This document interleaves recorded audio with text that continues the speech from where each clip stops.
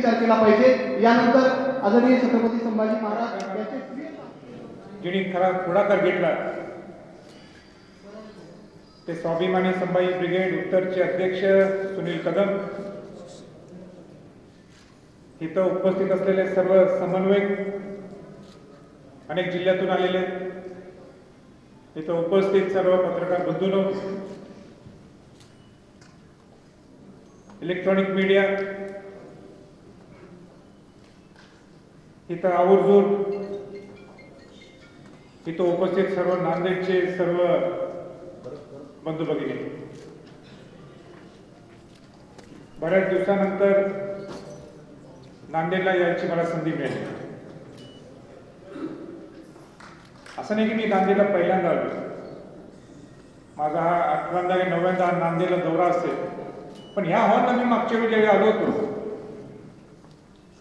ते हा भरगट हॉल भरला होता, बाहेर तो एवढी गर्दी होती, बाहेर स्क्रीन लावला होता, मात्र देश पण बंद होतं।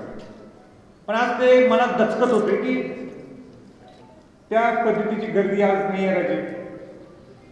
मला मनासारखं माझ्या मनाला पटन राजे आपण या कार्यक्रमाला त्यांनी इथं आज गर्दी एवढी दिसत नाही, पण त्यांना कसं सांगितलं काय हरकत नाहीये, आपल्याला परवानगी अडीचशे लोकांची आहे ना, तर तेवढ्याच लोकांना घेऊन आपण हा कार्यक्रम करू। पण एक कार्यक्रम करत असताना मला हेही लक्षात आलं की अनेक कार्यक्रमाला हजारो लोक जमतात आणि त्यावेळी पोलीस यंत्रणा काम करत नाही। तर न्याय द्यायचा असेल तर सगळ्यांना एकसारखा न्याय मिळाला पाहिजे, हे मी या मनात। पण काय काळजी करू नका, जो मेसेज द्यायचा असतो तो फार महत्वाचा असतो, तो या कार्यक्रमात आपण देत आहे, याबद्दल मी मनापासून।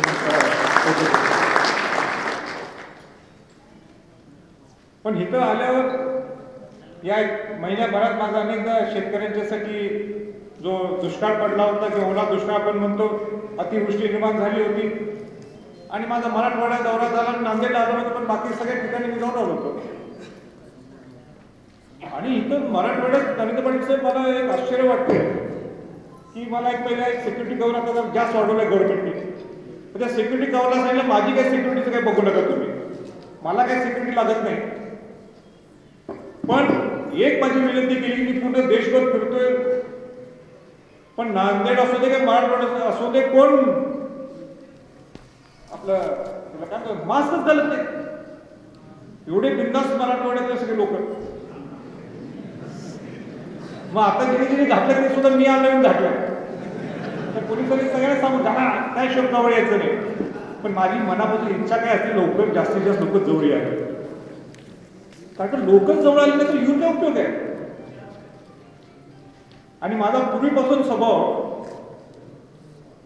की जोपर्यंत खांद्याला जर धक्काबुक्की झाल्याशिवाय छत्रपती घराण्याचं आणि मावळ्याचं नातंच होऊ शकत।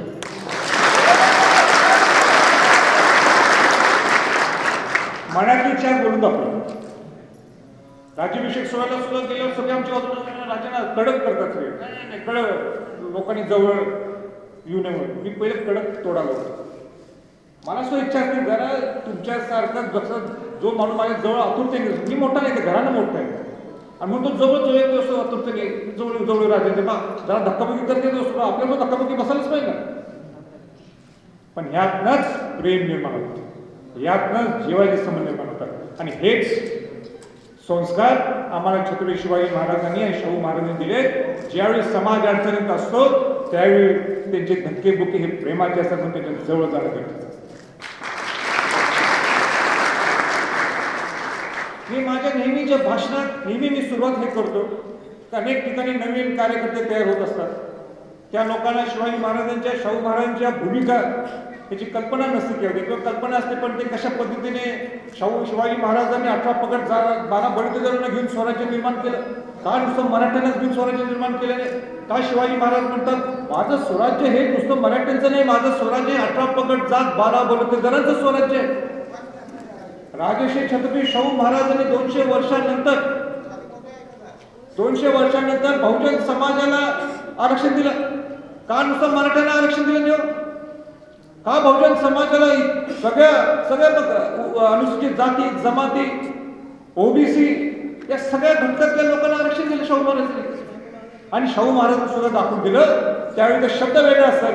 शिवाजी महाराजांची 18 पगड जात 12 बडतेदार असेल आणि राजश्री छत्रपती शाहू महाराजांची वेळी बहुजन समाज होता आणि त्या बहुजन समाजमध्ये मराठा समाजाचा समावेश होता हे मला मुद्दाम सांगायचं. मग आज मराठा समाज हा मुख्य प्रवाहामध्ये का नाहीये? पहिल्यांदा ज्यावेळी मी मराठवाड्यात आलो तेव्हा मी बहुजन समाजाच्या बद्दल बोलत होतो. इथं दलित सावरकर नेहमी वाद असायचा. तो वाद मिटवण्यासाठी माझा प्रयत्न होता.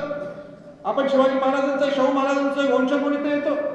अहो माणगावच्या सभेत कोल्हापूर जिल्ह्यात एक माणगाव आहे आणि त्या माणगावच्या सभेत डॉक्टर बाबासाहेब आंबेडकर शाहू महाराजांना बोलवतात आणि शाहू महाराज त्या कार्यक्रमात जातात आणि शाहू महाराज काय म्हणतात? किती मोठी वाक्य बघा तुम्ही.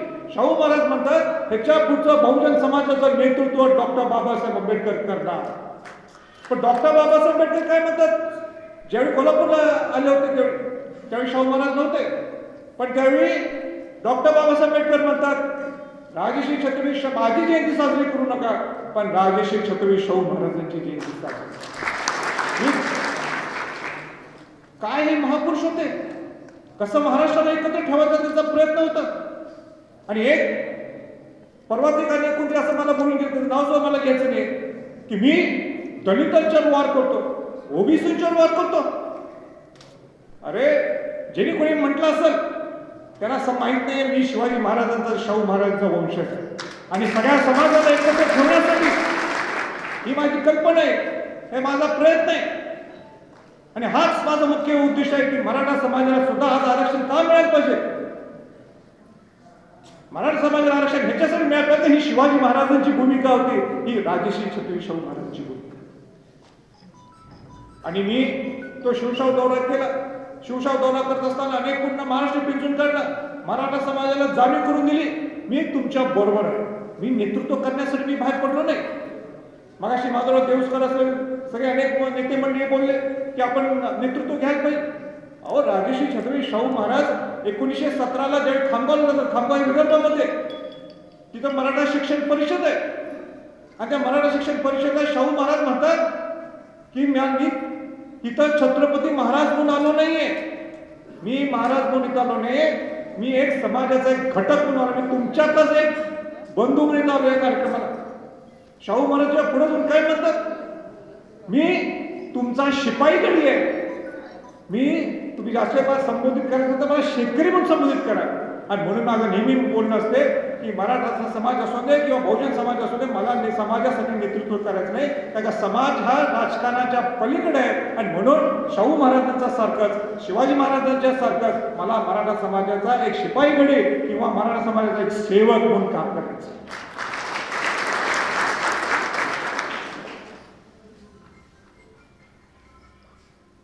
मला आपण सांगा जे 58 मोर्चे निघाले आपले किती शांतताप्रिय मोर्चे होते. एक ही गोष्ट अशा आपल्याला दिसणार नाही की मराठा समाजाने आदर्श दिला नाही. पूर्ण जगाने तो आदर्श घेतला. त्याची चर्चा पूर्ण जगात चालू होती. आज मराठा समाज हा मोठा बंधू असल्यामुळं आज त्याच्याकडे लक्ष देणं गरजेचं काही नाही. आज मला पलीकडे सगळ्यात प्रामुख्याने तुमच्या मराठवाड्यात तुम्ही जो मराठा इथं असला पलीकडे ओबीसी असला पलीकडे दलित समाजाचा लोक मुलगा असला त्याला आरक्षण मिळते. आपला सुद्धा माणूस गरीबच आहे. ह्याच्याकडे कोण लक्ष देणार. 1967 पर्यंत आपल्याला सेंट्रल मध्ये आरक्षण होतं. 1967 ला 3 समाजाला बाहेर काढलं. मराठा समाज तेली समाज आणि माळी समाज. 1968 ला परत एकदा तेली समाज आणि माळी समाजाला आत घेतलं. आपला त्यांच्यावर विरोध नाहीये. त्यांना त्यांचा हक्क मिळाला पाहिजे पण आपला हक्क मिळाला नको का. आणि हाच माझा प्रयत्न आहे. मी चव्हाण साहेबांना सांगू इच्छितो आज नांदेड शहरात त्यांच्या भूमिकाच मी नवीन बोलतो. खऱ्या अर्थाने जे मनापासून तुम्ही जर मराठा समाजासाठी जर प्रयत्न करत असाल तर तुम्ही जे काही तुम्ही सर्वोच्च न्यायालयात तुम्ही बाजूची मांडता ती मराठा समाजातले जे विद्वान लोक आहेत, ते इंटेलेक्च्युअल लोक आहेत, या लोकांच्यापर्यंत या गोष्टी ते समजणं गरजेचं आहे. म्हणून या विचारपीठावरनं मी आज त्यांना सांगू इच्छितो की तुम्ही ताबडतोब ह्या इंटेलेक्च्युअल लोक ज्यांना या आरक्षणाच्या गोष्टी समजतात, एसीबीसीच्या गोष्टी समजतात, ज्यांना आरक्षणाच्या बाबतीत त्याचा लढाई अनेक वर्ष, या अशा एक 5-6 लोकांना किंवा 10 लोकांना एक समिती स्थापन करा आणि सुप्रीम कोर्टात जी सरकारची बाजू तुम्ही मांडत असता, आमचा विश्वास पूर्ण या वकिलांच्यावर आहे, रोहित गेंदेच्या टीमवर. पण तुम्ही जी बाजू मांडता, परवा जाऊन तुम्ही बाजू मांडा गेला, इतका घोळ झाला, त्याच्यामुळे आमचा विश्वास राहिला नाही. मी जालन्याच्या भाषणात बोललो होतो की तुम्ही काय करताय आम्हाला दाखवा. हे माझी त्यावेळीचीच भाषण आहे. जालन्याचं ज्या दिवशी माझं भाषण झालं, मराठा समाजाच्या समन्वयकांनी सगळ्यांनी घेतला होता, त्यावेळेस मी बोललो की तुम्ही काय करणार आहे. तुमचा जीएडीचा सामान्य प्रशासनाचा सचिव पोहोचला काय तिथं, त्यांनी सगळ्यांना कोऑर्डिनेशन केलं का, हे सगळं मी बोलले त्या दिवशी.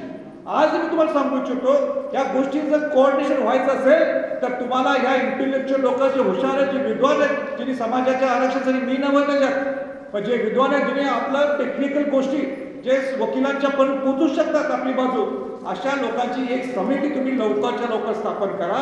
आणि ज्या दिवशी तुमची मीटिंग असेल त्याच्या एक आठवड्याच्या अगोदर किंवा ज्या दिवशी तुम्हाला तुमचा आपली बाजू मांडायची संरचना आहे, त्यावेळी तुम्ही या लोकांना एकत्र घेणं गरजेचं आहे, असं माझी त्यांना नम्रतेने विनंती करायची. कारण अडचण आहे. तुम्ही उपसमितीचे अध्यक्ष आहे, मान्य आहे. एकनाथ शिंदे साहेब तिथे चांगली गोष्ट आहे, बाळासाहेब थोरातच वाटते, ते सगळ्या चांगल्या गोष्टी आहेत. पण या लोकांना सुद्धा घ्या, विश्वास पकडून त्यांना मराठा समाजाला आम्हाला सुद्धा लक्षात ठेवून तुम्ही नेमकं बाजू जर मांडायची असली सकारात्मक मांडायला तर आम्हाला कळून दे. परवा सारखा गोळ नको. किती मोठा गोळ झाला, का गोळ झाला, काय रणनीती चुकली, काय स्ट्रॅटेजी चुकली, का तुमचा वकील लागला नाही, का सर्वोच्च न्यायालयाच्या आपल्या आपले जे जस्टिस आहेत त्यांनी तुम्हाला ताशा नोंदवल्या सरकारवर, कुठे आहेत तुम्ही. तर अशा चुका होण्यात अशी माझी आपल्याला सर्वांना विनंती आहे. आता अनेक संघटनेमध्ये मराठा समाजात मराठा समाजात अनेक लोकांचं म्हणणं हे एक नाही आहे, यांच्यात युती नाही आहे. अजिबात तसं काही सगळ्या समाजातल्या मराठा समाजाचे लोक सगळे एक आहेत, वेगळ्या वेगळ्या पद्धतीने सगळी मांडणी करत असतात, एवढंच फरक आहे. ठराविक संघटनांचं असं म्हणणं आहे की आपण हे एसीबीसीचं आरक्षण घ्यायला नको, आपण ईडब्ल्यूएसचं आरक्षण घेऊ, आर्थिक दुर्बल घटकाचं. आता आर्थिक दुर्बल घटकाचं हे आरक्षण हे कुणी दिले, हे केंद्राने दिलेले 10% सुपर न्युमरिटीच्या पद्धतीने. ते आपल्याला आत्ताच लागू होते. कुठं लागू होते, हे सेंट्रल गव्हर्नमेंट लागू होते. का सेंट्रल गव्हर्नमेंट लागू होते सांगा. तिथं केंद्रीय मागासवर्गीय जो आयोग आहे किंवा केंद्रीय मागासवर्गीय मंडळ जे आहे त्याच्यात आपण ओपन मध्ये, म्हणून आजही आपल्याला जर सेंट्रल गव्हर्नमेंटमध्ये काय असेल आर्थिक दुर्बल घटकाच्या माध्यमातून ईडब्ल्यू शब्द आपल्याला मिळते. प्रश्न आला राज्यात अनेक ठराविक मराठा संघटनांचं म्हणणं काय की आपल्याला ईडब्ल्यूएस आरक्षण आपण हे घेऊ, एसीबीसी आपल्याला एसीबी जेवढी मिळेल तर मिळेल. हा विषय मी मुख्यमंत्र्यांच्या समोर बोललो, नरेंद्र पाटील तिथं होते, अनेक मराठा समाजाचे घटक तिथं होते, समन्वय सगळे तिथं आले. हा विषय आम्ही तिथं मांडला. कोणाच्या पुढे मांडला, मुख्यमंत्री होते, उपमुख्यमंत्री होते, अशोकरावजी चव्हाण तिथं होते, एजी गेला कुंभकोणी ते होते, जे आपली बाजू तिथे नेहमी सरकारच्या पुढे लिगल पद्धती जे मांडतात थोरात साहेब हे तिथं होते. त्यांना मी एकच प्रश्न केला की आमच्यात काही वाद नाही आहे, पण तुम्ही आम्हाला स्पष्ट सांगा, तुम्ही आम्हाला स्पष्ट सांगा, जर का आर्थिक दुर्बल घटकाचं आपण 10% आरक्षण राज्यात जर घेतलं तर त्याला एसीबीसीला धोका होणार का. जर एसीबीसीला धोका होणारच नसेल तर घेऊन टाकतो, आमची कुठे नाही. पण ही माझी बाजू नाही आहे, ही सगळ्या सकल मराठा समाजाची बाजू आहे. ही सगळ्या समन्वयक जे आहेत त्यांची भूमिका मी मांडायला लागलोय. त्याला उत्तर काय दिलं, आम्ही अंडरटेकिंग घेऊ शकत नाही. म्हणून माझी विनंती आहे की जो दुसरा घटक आहे मराठा समाजात ज्यांना वाटतं ईडब्ल्यू घ्यावं तिने यावं सगळ्यांनी एकत्र. माझी आजही मनापासून विनंती आहे, मनापासून विनंती आहे, हृदयातून विनंती आहे की सगळ्यांनी एकत्रित यावं, समन्वय सगळे बसू देत. आता मला सुद्धा वाटत आहे मी पण मोठं झालो म्हणजे काय ते आपलं बोलायला गेलो की लिंक कशी तिकडे जोडायची म्हणजे पत्रकारांची सुद्धा काही चूक नाही आहे, कॉम्पिटिशन सुद्धा वाढतंय त्यामुळं ते त्यांची यूज करतात आणि आम्हाला बरं वाटतं आम्ही यूज करत जातो. पण विषय तसा राहिला नाहीये. मराठा समाजाने वेगळी मराठा समाजाला एक वेगळा अँगल लागू शकतो. कोणालाही वाटतं की मराठा समाज हा ओबीसीच्या विरोधात आहे. मी तर आमचं तर सगळ्याचं काम चालू आहे, सगळ्यांना जोडून कसं जायचं म्हणजे असे वेगळे वेगळे अँगल्स ते निघून जातात. मी सरकारला नेहमी म्हणतो, नेहमी भेटलो सांगतो, परत बोलतो, परत दलित समाज, बहुजन समाज आणि मराठा समाजात वाद का वाद? एमपीसीच्या परीक्षा थांबवल्या मराठा समाजात, पण त्याच्या मागचं कोण बोलत नाही. का थांबवल्या, काय कारण आहे? मी काय प्रश्न तिथे विचारले हे काही बोलत नाही ते. मी काय साधा प्रश्न केला, बाबा मला काय कळत नाही, मी आत्ताच अभ्यास करावा या सगळ्या गोष्टींचा. 420 मुलांचे भरते कुठल्या एमपीसीच्या 2019-20 कोण आहे 420 मुलं? सगळ्यात जातीतले. मराठा समाजाचे नुसते 127 आहेत, त्यात एसीबीसीच्या कोट्यातले 50 बरे आहेत. बाकीचे जे मराठा समाजाचे एसीबीसी मध्ये बसत नाही. मग ह्या 420 लोकांना तुम्ही नियुक्त का देत नाही? याचं उत्तर नाही. हा विषय मी मुख्यमंत्र्यांच्या समोर बोललो, ऑफिशियल मीटिंगमध्ये बोललो. त्यांना एजीना, कुंभकोणीना आणि त्याचे सर्व सहकार्याने ह्याचं एक आणि तिथे मला वाटते सचिव सुद्धा होते, मुख्य सचिव, त्यांना सुद्धा त्याचं उत्तर देता आलं नाही. आता ह्याचं उत्तर द्या, का देते तुम्ही? उद्या पेपरवर विचार, प्रेसवाले उद्या तिथे चव्हाणसाठी तुम्ही विचारते ना, का 420 मुलांच्या विद्यार्थ्यांच्या नियुक्त्या होत नाही? नियुक्त करा पण रुजू करत नाही त्याला. तिथं भरती काढली, भरती वाल्यास आमचं नाव नाही, पण 2014 पासून ईएसपीसीचं पहिले जे आपल्याला आरक्षण मिळालं होतं, आता या 6 वर्षात त्यांच्या काय बरखास्त करते का? महाविद्यालयाच्या इंटरव्ह्यू घेतले तुम्ही, अपॉइंटमेंट लेटर दिले नाही, हजारो मुलं धरून मला पत्र येतात, आमचं बघा लागेल, आमचं बघा. म्हणजे हे तुम्ही काय सरकारने याची उत्तरं द्यायला नाही ना. अशोकरावजी चव्हाणांनी याच्यावर बोलावं, मुख्यमंत्र्यांनी याच्यावर बोलावं, अजितदादांनी याच्यावर बोलावं. ठीक आहे, मुख्यमंत्री ऍडमिनिस्ट्रेटिव्ह पुरा अनुभव नसते, प्रशासकीय अनुभव नसते, पण अशोकरावजी चव्हाण, अजितदादा, बाळासाहेब थोरात एवढे मोठे मातबर लोक आहेत, तिने याच्यावर उत्तर द्यावं.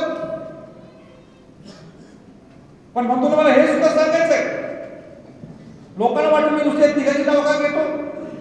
हा प्रश्न मी देवेंद्र फडणवीसांना सुद्धा करू शकतोय, ज्यावेळी जर ते मुख्यमंत्री असले असते, ह्याच्या पुढे जर ज्यावेळी होतील त्यावेळी सुद्धा करू. समाजाचा विषय राजकारणाच्या पलीकडे आपण सगळं बघतो. आणि म्हणून मला वाटतं मी भरपूर बोललो आणि आपलं नरेंद्र पाटील सुद्धा बोलणार आहेत. आज सगळ्यांना इच्छा असेल मी फार हात वर जातील किंवा आणि बऱ्याच काही भाषा निघतील. सगळे पत्रकार सुद्धा बसलेत की राजाने काय असे झलक काही बोलतील. पण आज ठरवलंय आता थोडे दिवस शांत राहायचं. काय राहायचं? शांत राहायचं. वादळ सारखं यायला लागलं ते काय मजा येते ना. एकदाच वळी पाऊस आला कसं बरं वाटतं आपल्याला. विराट कडकडा लागले बरं वाटतं आपल्याला. पण दररोजच विजा कडकडा लागल्या तर त्या विजेच्या कडकडीला सुद्धा काय अर्थ नाही. म्हणून आज नांदेडकरांना एवढंच सांगायचंय मला की समिती स्थापन करा. जे विद्वान आहेत मराठा समाजात, मग ते वकील असतील किंवा ज्यांचा अनुभव आरक्षण आहे, या लोकांना घ्या. हा लढा कुठलाय? हा सर्वोच्च न्यायालयामध्ये आता लढा. सर्वोच्च न्यायालयामध्ये आपली बाजू कशा पद्धतीने भक्कम मांडणार आहे ते तुम्ही ह्या लोकांना विचारू ना. मराठा या समाजात नावं मी देतो, तुम्हाला अर्थ असलं कोणाला बोलायचं, माझ्याकडे नाव आहे. मला माहिती आहे महादुराला काय तसं काय इंटरव्ह्यू जाऊ शकत नाही. त्यांना माहिती आहे की मी त्याच्या भाषणात दाखवतो ते काय. त्यांना तिकडे पडण्याची गरज नाही. संभाजीराजे त्यांना काही विद्वान नाही. संभाजीराजे सगळ्यांची घेऊन बाजू घेऊन बोलतो, त्याला काही याची गरज नाही. पण संभाजी छत्रपतींना निश्चित माहिती आहे कोण मराठा समाजासाठी चांगल्या पद्धतीने काम करतात, इंटेलेक्च्युअली काम करतात, आरक्षण आपल्या हाती कसं मिळवून देता येईल ह्याच्याकडे जे काम करतात अशा लोकांना आपण ते घेऊन त्यांची समिती स्थापन करा. सरकारला अडचण असली नावं कोण काढायचं मी आहे माझ्याकडे द्या, मी तुम्हाला नाव लिहून देतो, हे 10 नाव घ्या तुम्ही. पुन्हा मराठा समाज मागा पुढे बघणार नाही की ह्याला का घेतलं त्याला का घेतलं. आणि म्हणून लवकरच्या लवकर ही समिती स्थापन करावी. माझी सगळ्या पत्रकार बंधूंना विनंती आहे, हेडलाईन करायची असेल उद्या ते हेडलाईन ही करा. संभाजीचं म्हणणं आहे मराठा समाजाचे हुशार लोक आहेत, जे विद्वान आहेत, यांची तुम्ही समिती स्थापन करा. आणि तुम्ही जे सरकारच्या माध्यमातून जे कोर्टात आणणार आहे ते आम्हाला माहित आहे. आम्ही तुम्हाला शब्द एवढा देतो की ही स्ट्रॅटेजी असणार आहे. आम्ही बाहेर बोलणार नाही. जी मांडणी करायची डायरेक्ट आम्ही कोर्टात मांडू. उलट अशोकरावजी चव्हाणांनी त्या दिवशी आदल्या दिवशी सगळं कुठून टाकलं होतं, दुसऱ्या दिवशी काय कोर्टात बोलायचं. म्हणून तुम्ही आमच्यावर विश्वास ठेवा, एवढीच माझी आपल्याला सगळ्यांना विनंती आहे. आणि परत एकदा आपण मला